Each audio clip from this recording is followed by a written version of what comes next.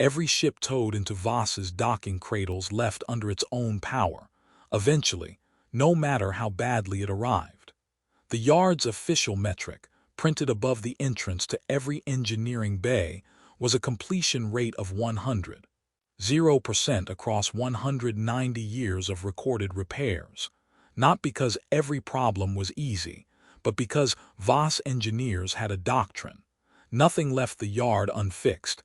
It simply took as long as it took. Some repairs had taken 14 years. Nobody at Voss considered that a failure. They considered it thorough.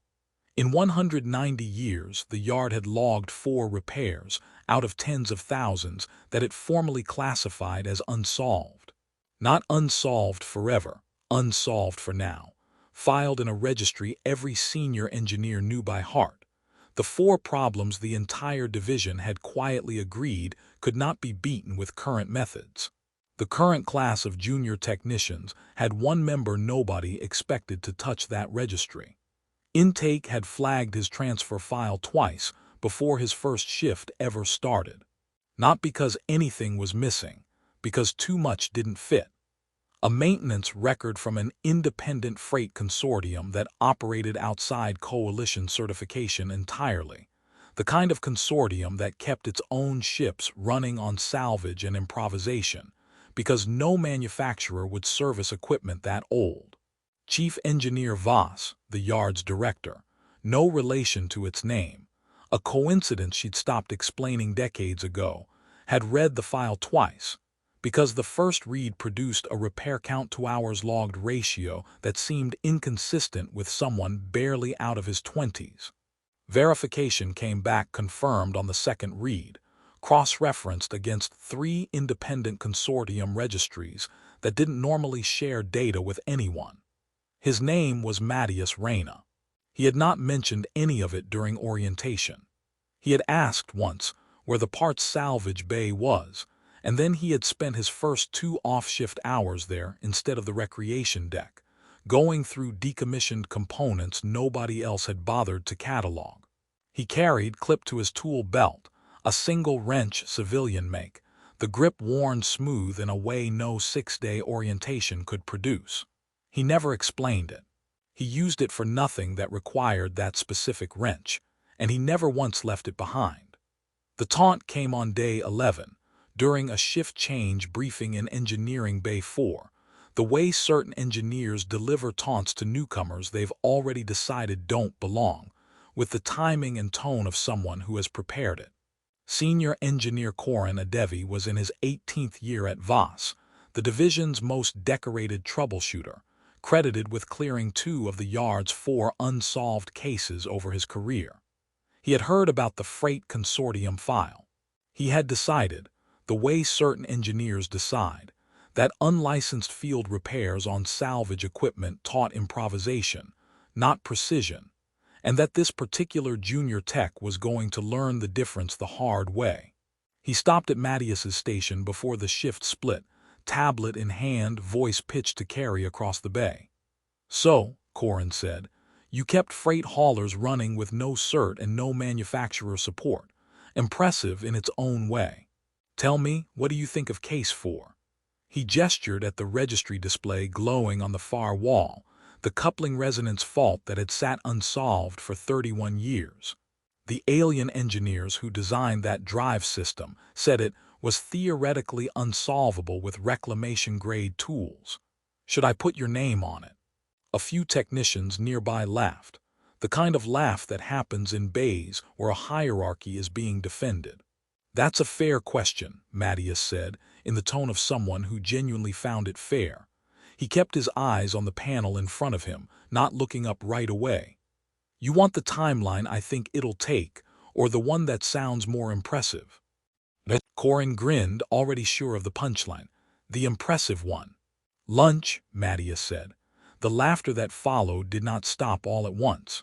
It started with the technicians closest to the station, the ones who'd heard him clearly, whose laughter caught mid-breath the way a wave stops. The ones closest first, then spreading outward as the rest of the bay picked up on the sudden absence of a punchline. Corin's grin held a half-second longer than it should have. The particular kind of holding a smile does when the person wearing it hasn't yet decided whether to be amused or offended. Nobody's cleared case 4 in 31 years, Corin said. 3 engineering teams tried. One of them was mine. I know, Mattias said. He picked up his wrench and clipped it properly to his belt. I read the registry before I signed the transfer papers. Chief Engineer Voss had said nothing during the exchange. Standing at the observation rail above Bay 4, where she had stood every shift for the past 11 days, watching Mattias's work logs with an attention the other supervisors hadn't noticed yet. She had pulled his full consortium service history during his second day of orientation. Not the summary, the raw work orders. Hundreds of field repairs performed on equipment that had no factory specification sheet left in existence anywhere. She had been waiting for the right moment to let the division see what she had already seen. Corin, without meaning to, had just built her that moment. Let him try it, Voss said from the rail. Case 4, standard shift clock. No extension.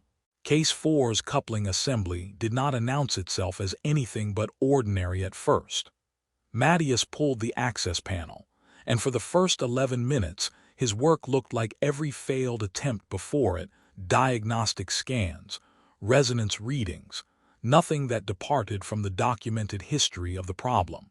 The bay's attention had already started to drift back to their own stations by the time he reached for a component nobody expected him to touch. Fault 1. The original engineering assessment, filed 31 years earlier by the alien design team itself, held that the coupling's resonance drift could not be corrected without replacing the entire drive housing, a part no longer manufactured, requiring a full drive rebuild that would take the ship out of service for a year. Mattias didn't replace the housing. He recalibrated the resonance dampener using a frequency-matching technique the consortium had developed for salvage engines that had no factory dampener left at all. A workaround built for equipment nobody expected to keep running, applied here to equipment nobody expected to need it. Fault 2.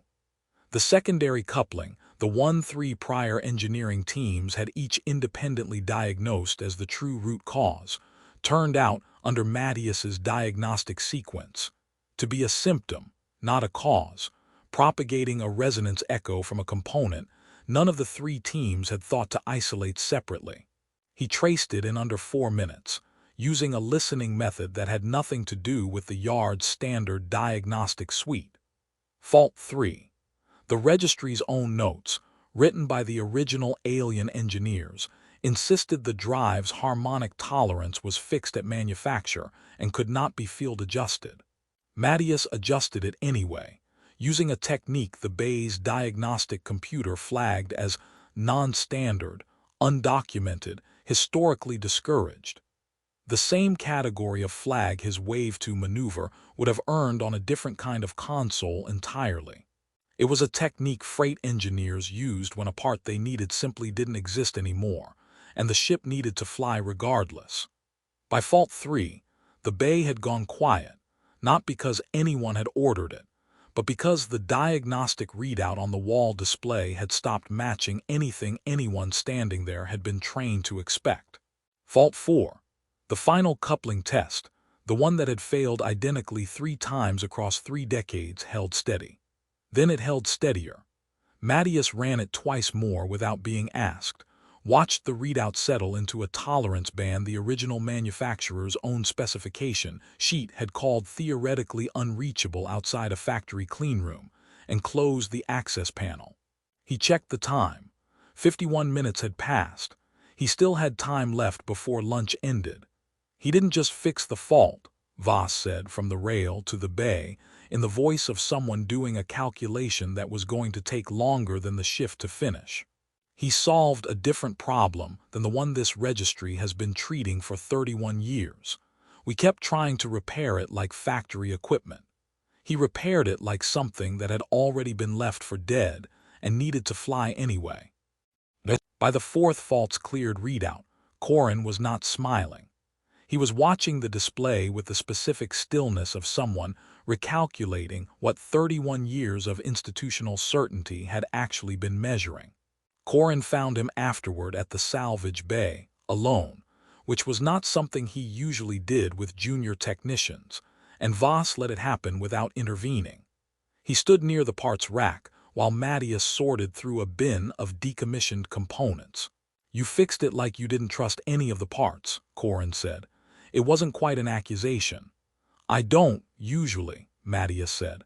"Out on the consortium runs, trusting a factory part to still be exactly what the spec sheet said got people stranded.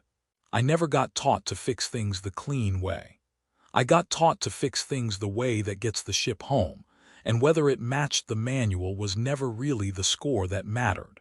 Corin was quiet for a moment. "The registry is going to need a full rewrite because of you." "That's not really something I was trying to do," Matthias said. He didn't look proud of it. He looked like a man checking a bin. "I just fixed it the way I know how to fix things." He didn't have anything cutting left to say back, and he didn't try to find one. Case 4 was mine to eventually clear. 18 years, and it was still on my list. The consortium number and the yard's number were always going to be different by more than anyone in that bay expected, Matthias said, not unkindly, just finishing a thought. "That's not really about you." Corin nodded once and left without another word, the confrontation he'd arrived expecting to have never quite materializing. Matthias gathered his tools and walked back to his station, wrench clipped at his belt, unremarkable, the same way he'd walked in 11 days earlier. No victory lap, no lingering at the registry display to watch Case 4's status change. The work was done. The next shift's queue was already loading. Chief Engineer Voss opened the division's assessment file that night, the space reserved for a chief's official evaluation of a technician who had changed how the yard understood a case that had outlasted 3 engineering teams in 31 years. And she sat with the cursor for a moment, because nothing in her career had prepared her to describe what she just watched in the standard language of the form.